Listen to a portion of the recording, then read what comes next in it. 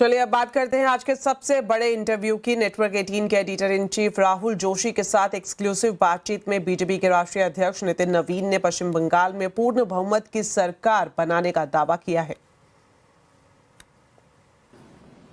5 राज्यों के चुनाव चल रहे हैं, 4 राज्य और पुडुचेरी। मैंने कहा कि थोड़ा सा हम लोग कलकत्ते में बैठे हैं तो इस पर चर्चा की जाए। कैसे देख रहे हैं माहौल को? क्या आपका आकलन है, क्या होगा इन 5 राज्यों में?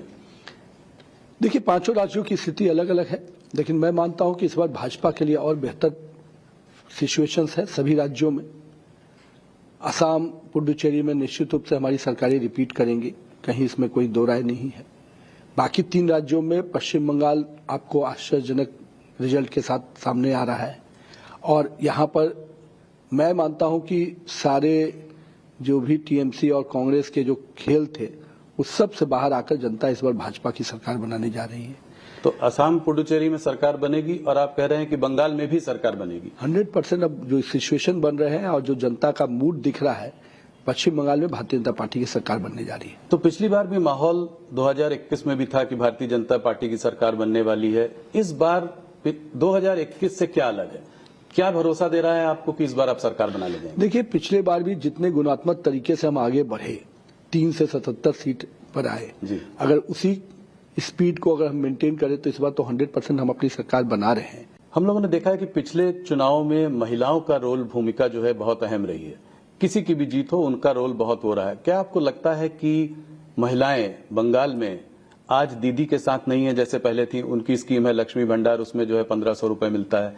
तो क्या ये एक फैक्टर होगा जिससे माइनॉरिटी के अलावा विमेन वोटर्स भी उनका रुझान भी उनकी तरफ हो सकता है? देखिए, एक तो देश भर में महिला वोटर्स भाजपा के साथ आ रही हैं।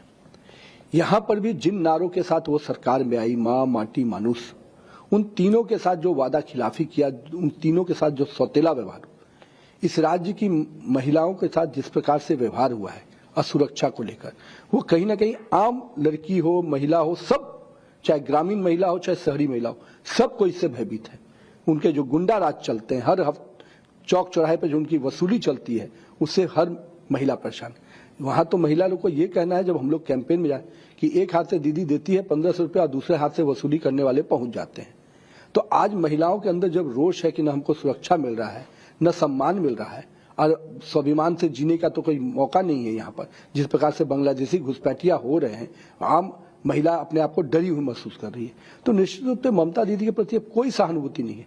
एक महिला मुख्यमंत्री होते हुए इस राज्य की महिलाओं का ही अगर शोषण हुआ होगा, इस महिला मुख्यमंत्री होते हुए महिलाओं के आरक्षण का विरोध करने वाली ऐसे मुख्यमंत्री से क्या उम्मीद करेगी यहाँ?